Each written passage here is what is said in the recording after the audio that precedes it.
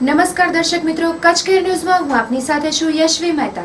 બુલેટિનની શરૂઆત કરીએ એક નાનકડા સુવિચારથી। હાથમાં જો સુખની રેખા કોતરી શકાતી હોય ને તો મંદિરમાં કોતરાયેલી મૂર્તિ સામે કોઈના શીશ ઝૂકતા ન હોય। તો હવે જોઈએ આજની હેડલાઇન્સ।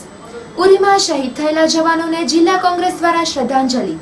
કેરાકુંદનપરમાં જવાનો માટે ફંડ એકત્ર કરાયો। નવરાત્રી મહોત્સવ માટે સુરક્ષા અંગે નિર્ણય લેવાયા। કર્મચારીઓના પેન્શન મામલે કચ્છ સાંસદ સાથે બેઠક। રણોત્સવ અંતર્ગત વીમાની સેવા માટે press conference. Royal foundation trust દ્વારા શહીદોને પુષ્પાંજલિ અપાઈ। 3.25 કરોડના રક્તચંદનનો આરોપી ઝડપાયો।